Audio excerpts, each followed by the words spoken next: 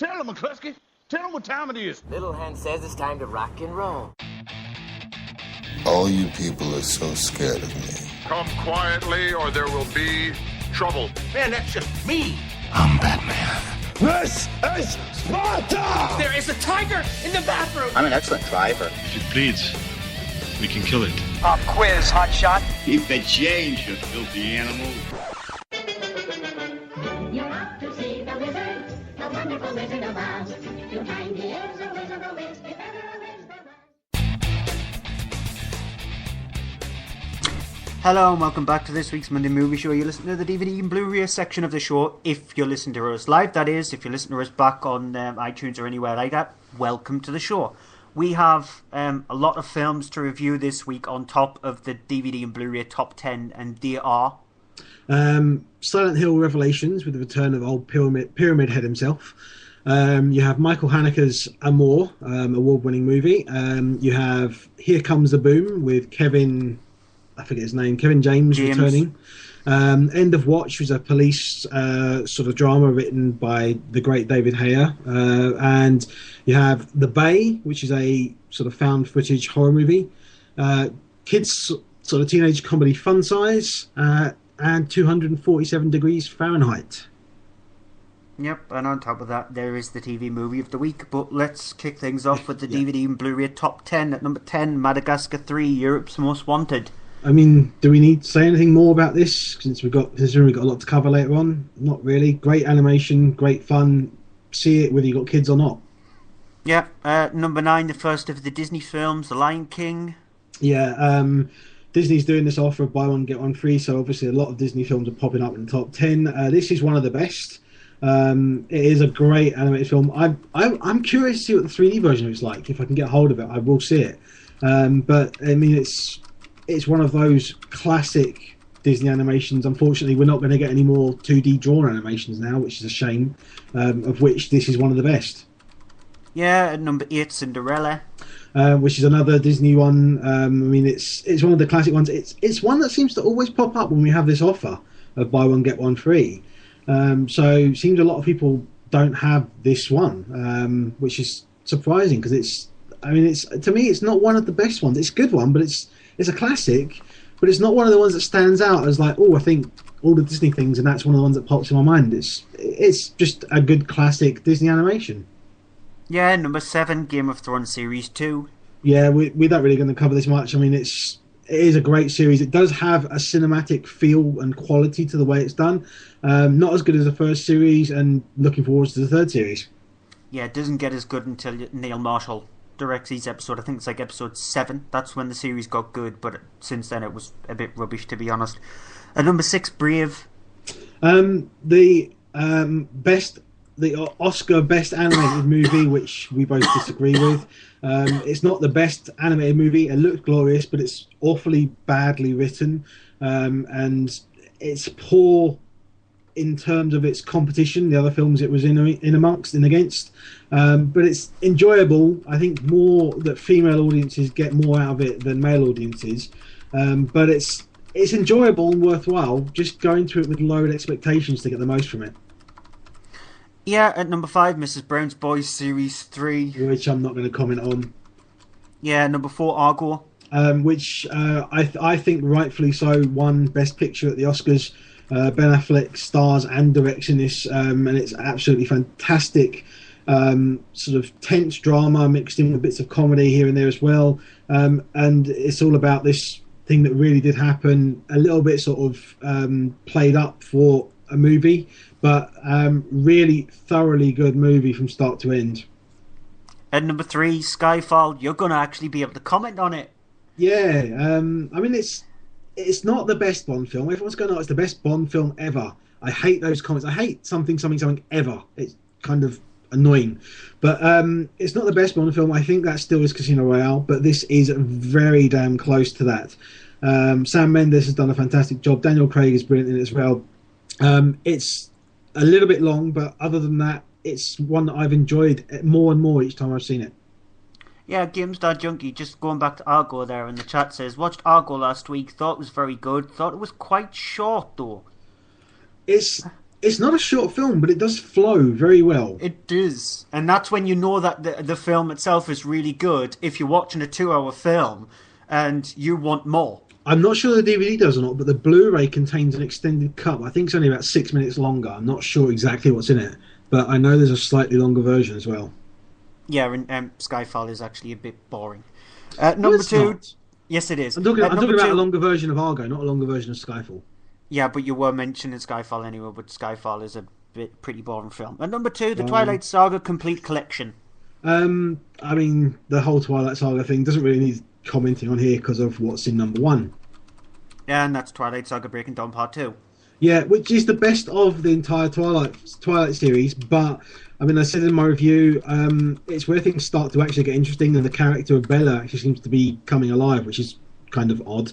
But it's I mean, if you've been following the Twilight series, it will be a suitably entertaining end to it. If you've not been following it and your other half is sort of interested and you're thinking, oh god, I'm going to have to sit through these films, I would try and push to go and see Beautiful Creatures instead, which you still find in some cinemas now, because it does in its first film, which may be sort of 4 films as well, it does in its first film what Twilight took 4.5 films to do. Which should have ended the series after the first 10 minutes of the first film. No, I'm not going to say that. I don't agree with that. I think that the thing is, I mean, I don't want to go into it because it'll go on too long, but basically there's a thing of, if you're making a film based on a book, you want more than you get in the Twilight films. They're considerably weak films, considering that they are based on a book, each of them, or in some of them, half of them. And for them being based on a book, either the books are really weak or the adaptation is really weak, in which case there wasn't really a need for them to be as long as they are. Yeah, I'm just smiling at a comment in the live chat there from Dalek Sex. He said they really loved it. This is regarding Dalek Sex parents listening to the show live last week. They really loved it when Stuart doesn't like something, especially Mrs. Brown. Mrs. Brown's Boys, yeah, it's awful. That's why we don't like it. Yeah, so there you have it, Stuart. It's banned. We're banning it. There you have it, Stuart. You are a grumpy ninja for hire. I am a grumpy ninja. That is lovely to know that. Grumpy ninja. Right there. Grumpy ninja. That's a great line. A grumpy ninja. You're going to have to change your Twitter now. You're going to have to be Grumpy Ninja. Nope, I'm keeping it the Cryptic Tadpole. Right, we're going for a short little break, even though this show is a bit disjointed now and they're all over the place at the moment, but it's the only advert we've got.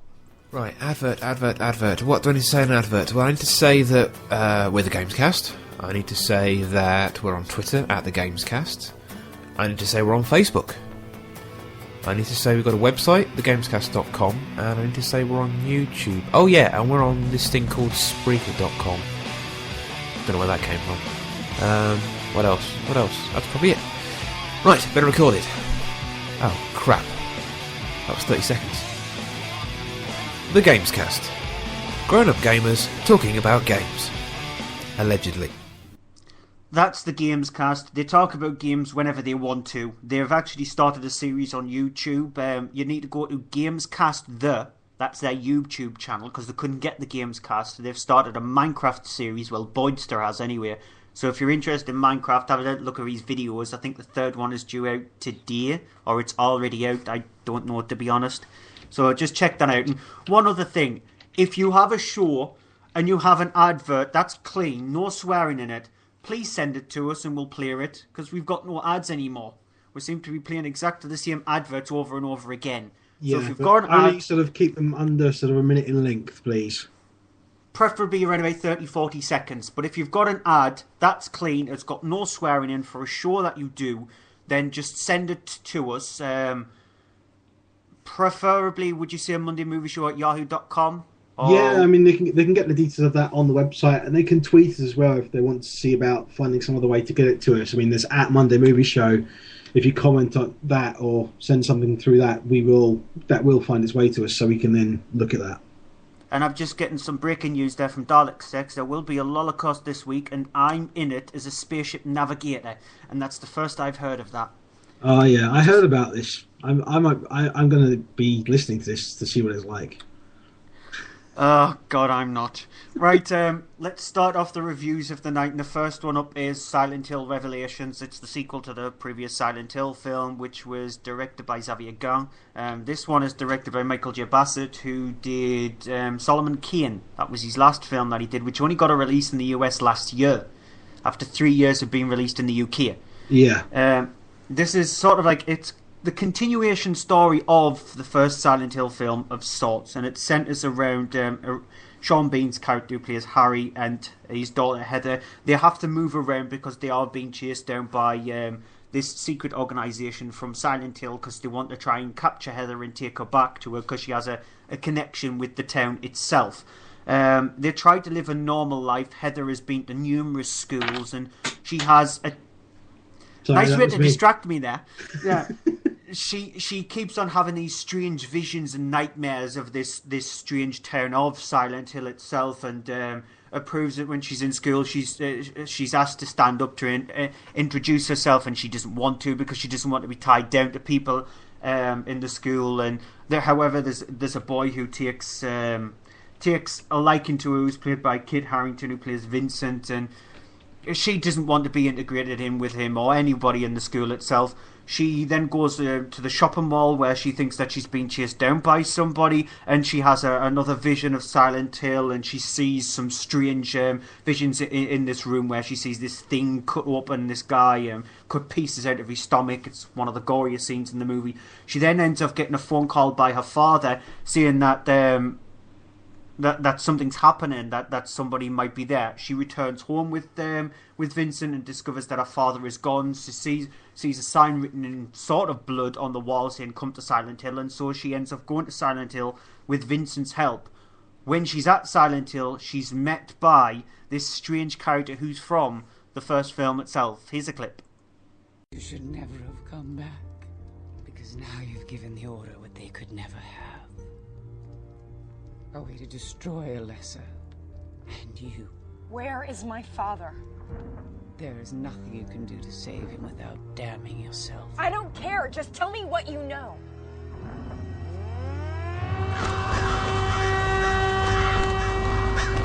I know the darkness is coming. It's safer to be inside. Run! Run!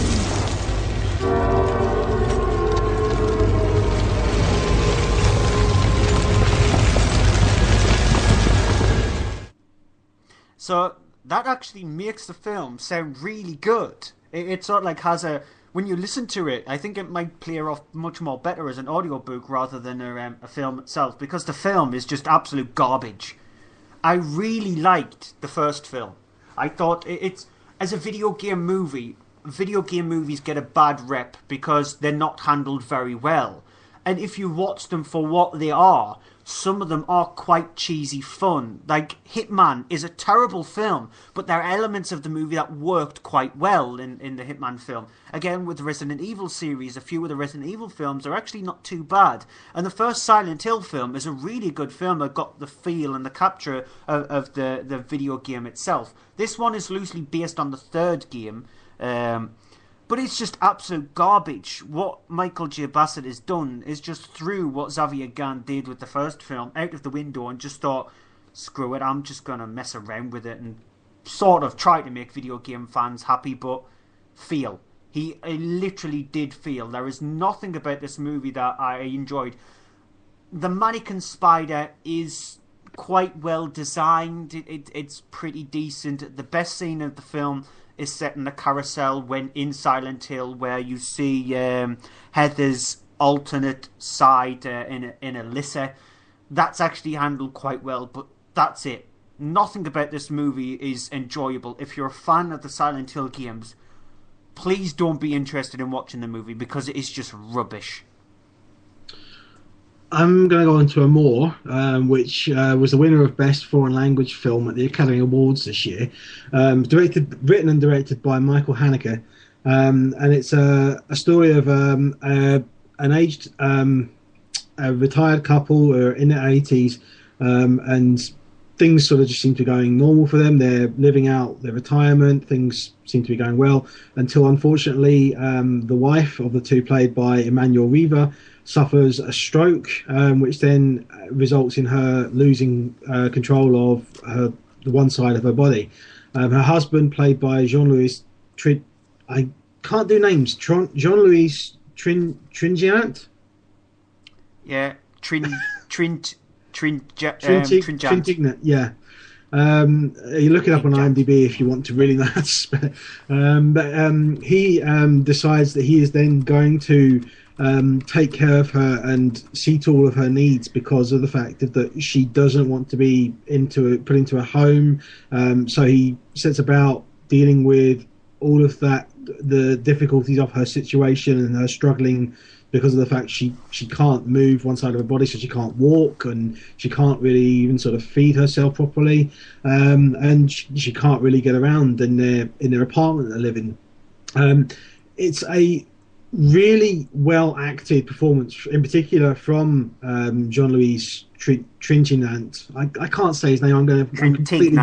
I'm completely butchering it, but he gives an absolutely fantastic performance in the film as he is dealing with the struggle of his situation that he finds himself in. And it's all about the title is love, is the fact that his love for his wife and his devotion to his wife, that he then sets about this and goes about the task of taking care of her as they are living and she's dealing with her debilitating condition. It's really well directed. It's got these really weird, I mean, this Michael Haneke thing that he does, that he loves to do these shots where it's very still and it's very shot in a way that, I mean, there's a sequence example, a great example of this is it's really shot really still, but it's just very odd in which the character is there and a bird flies in through the window, a pigeon flies in through the window, which apparently was shot plenty of times to get it right. 12. And it's I know, I don't know how many it was, but it's 12 times. It was yeah, you said it before, 12 times. It's the thing of it's to get it right how he wanted it, and it's just a sequence of him chasing around this pigeon and closing off all the other doors so he can then get this pigeon back out of the apartment, and it's just him dealing with that. There's no dialogue. He's not really talking to it or anything. It's just him dealing with it, and it's at least sort of 5 minutes in the film. And it's the kind of thing that you could, in a lot of films, find is cut out, has been removed from the film because they wanted to speed up the pace of it. Here, you don't have that. You have a slow film that slowly builds up to the end of it, and it's just following him through his everyday life, and it's all about his devotion to his wife, which is what's kind of a beautiful thing about it. And I mean, if you are in the mood for a good drama, then you should see this, and you will probably find that it's not to everyone's liking, but you will probably enjoy something in it. If you're looking for a big film, I mean, you're not looking for a drama, then avoid it because you won't like it. But it's hard to try and describe it in a way to say that, but that is the kind of movie it is. Very slow, very building, very character-based, but without giving a lot. It's very subtle, which is really what Michael Haneke is all about. Would you say? Well, first it was Austria's entry into. It was, but it's a French not film. Austria's. It's not Austria's entry into the Eurovision Song Contest. It's the Austria's entry into the Oscars, because there was already a film that was put up for the French one, and this one had to be put up in the Austrian side. I think it's probably Michael Haneke's most easier film to watch.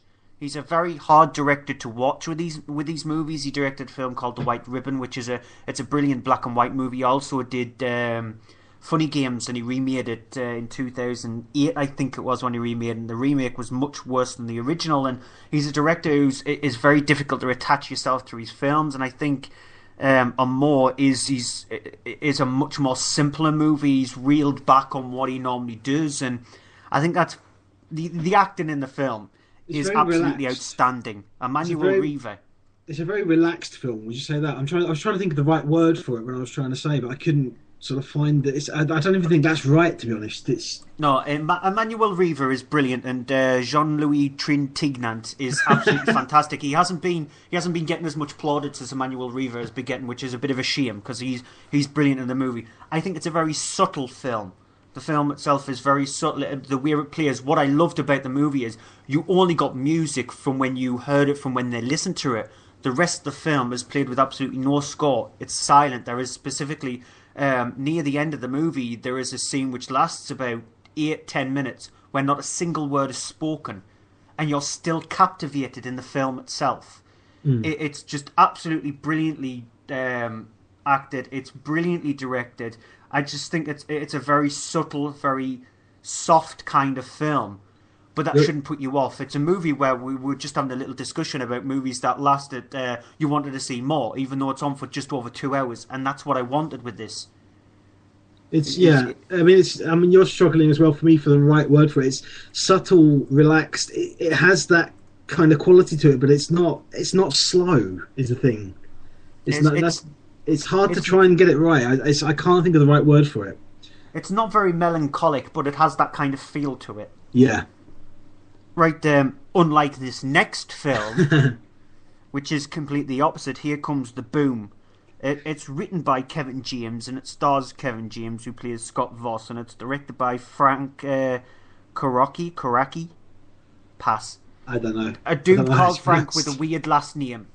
And it's got a very simple premise. James's character, he's a school teacher. He's rubbish at his job, absolutely garbage at his job. And the arts, specifically in the school where he's at, is going to be axed. And so he comes up with a stupid harebrained idea that he will become a mixed martial artist to try and win some money so he can keep the arts going. He's a clip. You dislocated your shoulder. You have to go to the hospital. Last time I went to the hospital, it actually cost me more than I made in the fight, so you gotta help me. But I would have to reset it. Look, whatever you gotta do, then make it happen. All right. You gotta go easy first. No. Foot not going there. All right. No, you're right. I just gotta find the right angle. I'm sorry. Okay. You're gonna be all right. You can't go above. Okay, that's past the level that I just said I can't go, though, okay? I'm sorry. Don't worry, you're gonna be all right. Okay. You're gonna be okay. Okay. Now, I just gotta get in here. Easy, okay? Let's get in there. All right. That hurts. You ready? Yeah. I always wanted to try this. Try this? What do you mean try? You never done this? Are you okay? Oh, man. And you can probably guess where the film goes on from there. Honestly, I just cannot be bothered to describe this movie because I hate Kevin James. As an actor, he's... Well, let me finish first. Yeah. But as an actor, Kevin James is just pointless. He's just an absolute pointless person. And in this movie, he's very egotistical. Because what he's decided to do, he's wrote it, and so he's wrote the character perfectly for himself. Because he knows that he'll never become a mixed martial artist, and he knows he'll never get anybody like Selma Hayek. So he thought, why don't I just sit down, write a movie where I get to play the lead guy, where I get to be the brilliant character, where I'm going to be a mixed martial artist, and I'm going to get somebody as gorgeous as Selma Hayek to fall for me, and I'm going to be the winner, the top guy of the day. Yeah, Kevin James just forget about everything. The film is not funny. It's just not funny at all. The best thing about the film was the mixed martial art fights. They had a sort of like a realism to them. They had a bit of a crunch to them, and they were handled quite well. The rest of the movie is just absolutely pointless and is about as funny as a lolly stick. I think you're absolutely wrong in this. This is one where you and me completely opposites. I don't think it's an absolutely fantastic, amazing film, but I think that it's a fun, enjoyable movie, and I've really enjoyed it. I had fun with it. I've seen it at the cinema. I've seen it on DVD, and I've enjoyed it both times. And I've seen it with a friend on DVD, and he hadn't seen it, and we both were sitting there absolutely laughing, enjoying it, and having a good laugh. I think that I agree that the mixed martial arts sequences are fun. And I think that Kevin James, I think it's his best film that he's done, and I thought that it was consistently enjoyable from start to end. I mean, it's got Selma Hayek, as you said in there, is perfectly fine as well. It's got this believability to it for me that it worked, and it had these moments in it which genuinely made me laugh. It worked as a comedy action film. No, it didn't. GameStar Junkie, the film itself is Here Comes the Boom, and do not listen to Andrew because, as you can tell there, he's got brain damage. The film itself is absolutely rubbish. No, it's not. Go on to the next one. It's not absolutely rubbish. No, it's not. It's not. It's not. It is. It's not. It is. It's not. It is. Next film. Yeah, I'm going on to. I'm trying to think what it was now. I've got next. It's End of Watch, isn't it? Yeah. Yeah. Which is written and directed by David Ayer. I said Hayter earlier, but that's another person who's involved in writing movies. But David Ayer, who's quite well known for a lot of the sort of cop dramas that you have, including things like Training Day that he wrote, and Street Kings. It's a film which follows two police officers who are sort of beat cops, played by Jake Gyllenhaal and and Michael Pena, who the two of them are sort of going about their normal everyday thing. But what they've done is that Gyllenhaal's character is going about setting up cameras and little sort of cameras on their uniforms, and has a camera that he's carrying around and cameras in their car and such, because he is recording stuff so that he can put together a kind of a project for some kind of course. So all the sort of the shots of the film are, for the majority, taken with sort of placed cameras, and it's them talking to the cameras and such, kind of in a documentary style as they're going about their day. Things that sort of are building up and kicking off when they do ultimately, following a lead, break into somewhere and make a sort of an amazing discovery in the underworld of what's going on in Los Angeles, and they sort of find this, I don't want to say what it is, but they find some sort of hidden properties that are being used as kind of like drug houses and mule houses, that kind of things, which then will not make them particularly favourable with the people that are involved in this. Here's a clip. Sir, and I don't want to cause any trouble here, but we rolled up here. I don't know what's going on. This is the second cowboy like this we run into in a week. Watch out for these guys. They operate by a different set of rules. I know I'm just a ghetto street cop, but you gotta give me something here. We got indicators he's a runner for the Sinaloa cartel. Yeah, well, we ran it. We came up clean, dude. You guys don't have the proper clearance for any of this information, but I'm gonna throw you a bone. Cartels are operating here. We're on it. Be careful. What does that mean, though? It means you and your homeboy need to power down. You just tugged on the tail of the snake.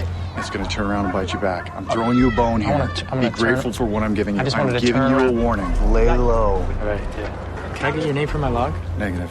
Move on. Yeah, all right. So the thing with End of Watch is that it's, as I say, it's written and directed by David Ayer, who is really good at writing these cop dramas and the kind of the gritty cop dramas. He has this realism to his movies and to his cop ones in particular. He knows how to write for police officers, and he knows the dialogue. He knows the way to do it.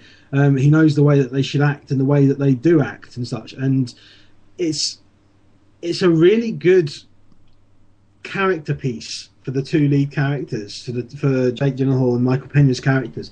And you have this whole thing of them, a lot of the time where it's just them sitting in the car and they're driving along on patrol, and it's them talking while they're doing it. And the dialogue and the scenes between them, they just feel so real and so perfectly, it's so spot on. They work so brilliantly.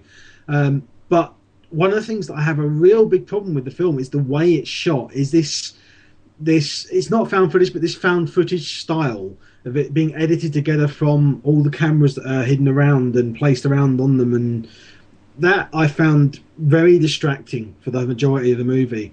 But aside from that, this is a really good cop drama, and it's quite sort of tense at parts. There's moments when they are when they're sort of coming up against someone who's trying to shoot them, or they're coming up against something which is just there every day, and they see this thing and it makes them laugh or something, and it's really well written, but it's just, for me, not brilliantly directed. It was far too much reliance on these hidden cameras, these placed cameras, and not shot with a normal camera for me, which kind of put me off, and is what takes away from the movie for me.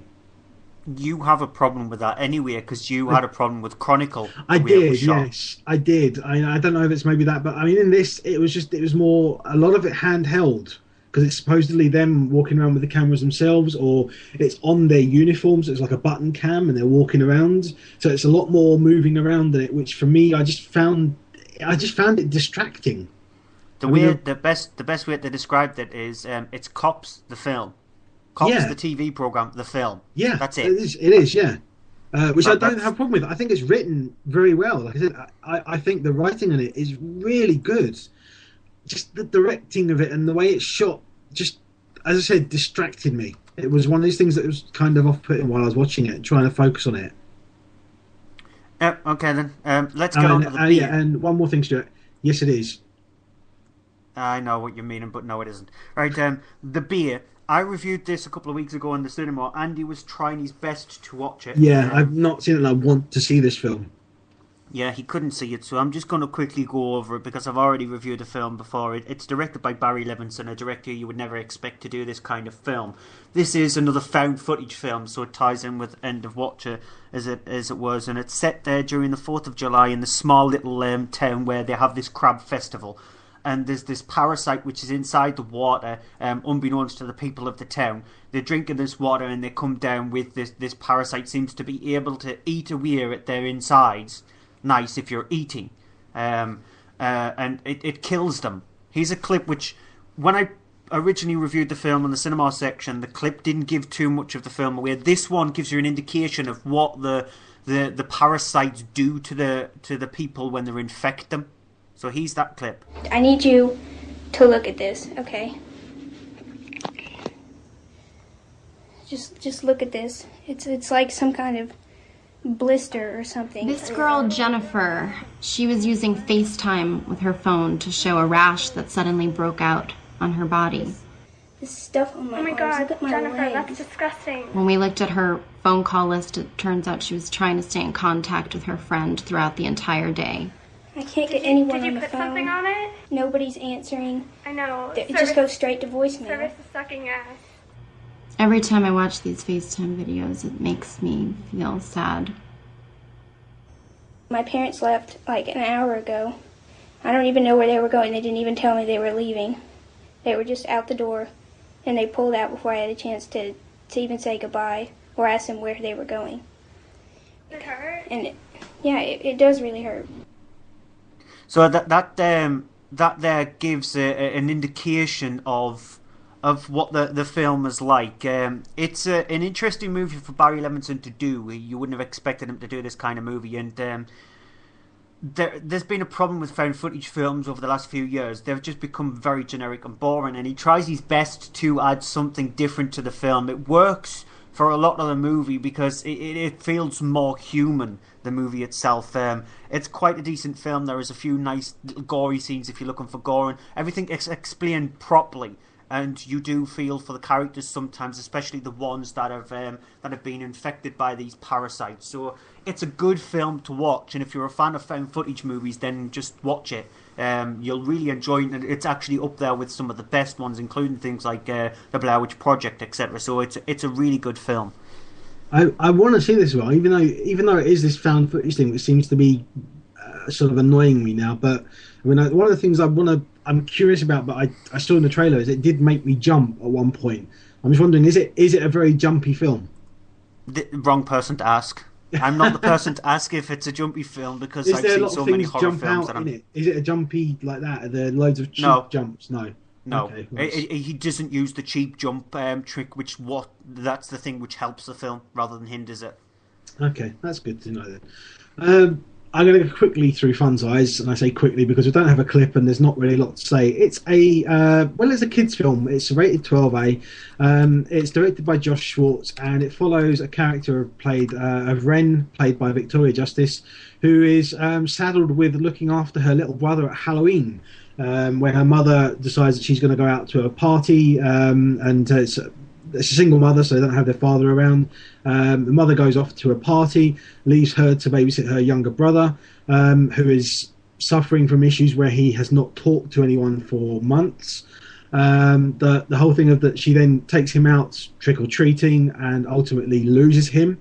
And it then becomes this thing of where you're following the different stories of the mother at the party, she is older than everyone there and it's sort of out of control and things.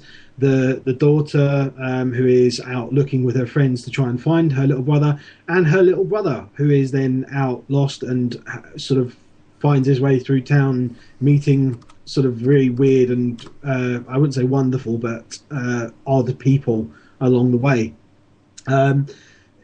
the thing of it is, it's one of these films that you've seen it all before. I mean, it's basically, if you've seen things like Adventures in Babysitting or The Sitter, you've seen the basic setup for it. There's, I mean, all the way through this, there's kind of bits in it where I was thinking, oh, I've seen this in, I mean, there's Superbad. I actually wrote down a list of films that it referenced for me. Superbad, Dazed and Confused, Empire Records, Old School. It takes loads of bits from them, all those kind of films, and mixes them all, throws them all into a mix, but plays it safe because it's doing it for a 12A rating or for a 12 rating. And it's there's not enough here for it. I mean, the main character is doing a lot of voiceover and explaining things. She's there with her friend, who is, the two of them end up meeting up with some guys, and then, I mean, there's bits in it which are kind of funny, and I did laugh a couple of times, but not a lot. There's this really weird thing where it doesn't know whether it's trying to be an adult comedy along the lines of things like Superbad, or if it is trying to play it straight and keep the rating down for a more younger audience appropriate sort of setting and rating. And it really doesn't know what it wants to do, and because of that, it's just a complete mess from start to finish. The little kid in it is perfectly fine through most of his parts, because most films you have a kid who is 10 years old or so in this film, who in the film they're normally either really annoying or they're perfectly fine. He's perfectly fine until towards the end, and then there's a bit with him right at the end of the film when you really are kind of like, why did you leave that in? It just completely negates the whole thing. It's horrible, it's awful, it's like they just wanted to add it in to make the film run longer, which it doesn't run very long as it is. I mean, it's an hour and 26 minutes long, so it's not very long, but it's a complete waste. It's not worth it. I mean, if you got kids who are into that kind of thing, then they'll probably, I mean, your question is, do you want them to see it? Because there's things in it that shouldn't be in it for a 12, and there's things in it that are, you wonder, why is this in a 12 when it could be in like a U? I mean, it's all over the place. Doesn't know what it wants. It really doesn't. Right, I've got to quickly get on with the final film of the night. It's 247 Degrees Fahrenheit. It's directed by Levin Bakir and Bega Jagobruya. See, I had probably the worst name to see it tonight. Yeah, you didn't butcher it like I did, though. Yeah, well, you never know because you don't know the directors, and I just took a stab at it. This conversation actually is more interesting than the film itself. It centres around four friends who go to this cabin, not in the woods, it's by a lake, during a celebration to get away for the weekend. Three of them get locked inside of a sauna by one of them who's completely drunk and high on pot. They get locked in the sauna and they need to try and find a way out. That's the premise of the film. The temperature's rising. They decide to smash the glass on the sauna thinking that'll help, but evidently it doesn't, because the sauna, if it feels like the temperature is losing down, it'll increase the temperature because of the thermometer inside of it. And as you can tell, I just can't be arsed with this. I know I said the ear word, but I just can't be.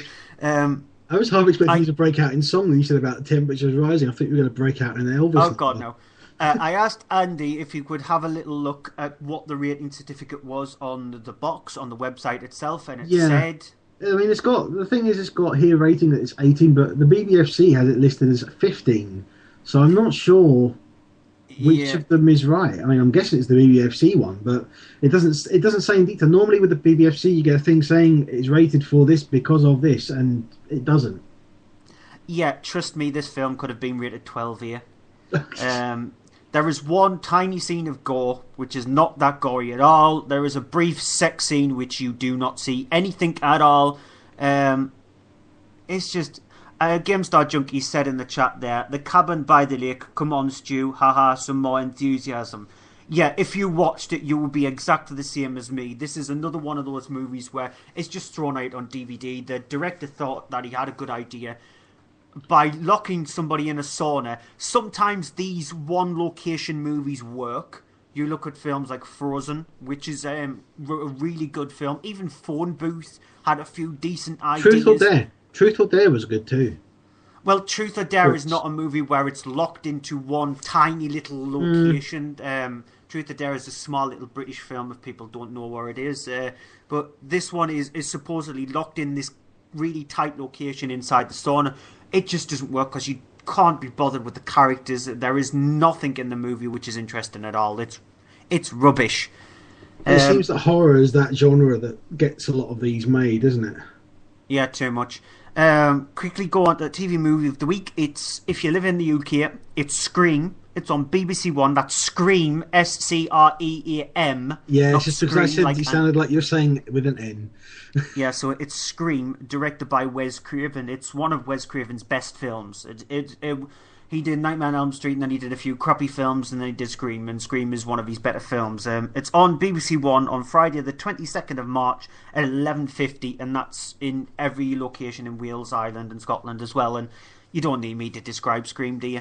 I think everybody knows it's a classic. It is a classic. It's a modern classic. I just want to say quickly about another film. Well, if you're going to say about Scream, go on then. But yeah, Scream had the balls to kill off one of the biggest actress in the first 10 minutes. Yeah, it's not it has spoiler got because one of those everybody great knows openings. that. But I just want to say as well, for anyone who is listening live, if you're curious about G.I. Joe, because G.I. Joe Retaliation out next week, which we'll be reviewing, there is G.I. Joe, the first film, being shown straight after the show at 9 o'clock in a couple of minutes on Film 4. So if you haven't seen it, you might want to check it out because it's not a bad film. We're actually reviewing it in 2 weeks' time. Is it 2 weeks? Is it not this week? Yeah. No, it's released on the 27th, if I remember correctly. I'm getting my dates mixed up then. Yeah. I thought it was this week. 2 weeks' time is when we're reviewing it. Ah. Right.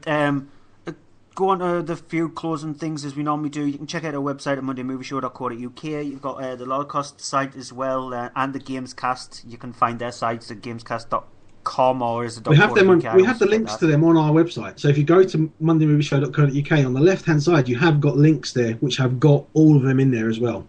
Yeah, so you can find all the details there. You've also got followingthenerd.com. Their show goes out on a Thursday at 9 o'clock. You can find it on the top of their site, the link to that. As usual, I always like to give a shout out to the Seven Foundation. Please go to sevenfoundation.org.uk if you can donate anything to them. That's brilliant. They're a fantastic charity. And Slater, who's in the live chat here, that's SLLAYT3R, he's just launched his website tonight. And it's called Next Gen Gaming. That's NXTGEN-gaming.com. So he's just launched his website tonight. It's to give people on YouTube a platform to showcase their videos, etc. He does a community thing on his Twitter feed. So if you can follow him on Twitter as well, and if you do update YouTube that on the videos site as well. Yeah, if you do YouTube videos, etc., he does a lot of shout-outs for that. So it's a fantastic little thing, and he's launched his site tonight, and that's nextgengaming.com, NXTGEN-gaming.com. Movie of the week before we disappear. What's yours? Amour. Amour. Yeah, I think it's going to have to be as well, yeah. And none of the cinema releases were really up there, to be honest, and so yeah, it's going to be Amour. Yep, so Amour is the movie of the week. So that's it for this week's Monday Movie Show. You can listen back on iTunes or anywhere like that. And thanks for tuning in. Thanks to everybody in the live chat also for chatting with us. It's been one of the more entertaining shows. Let's just see. We've had a lot of people's feedback, especially on Resident Evil. A lot of people have a lot of things to say about that. So thanks for tuning in. We'll be back same time next week, 7:30. So until then, goodbye. Good night.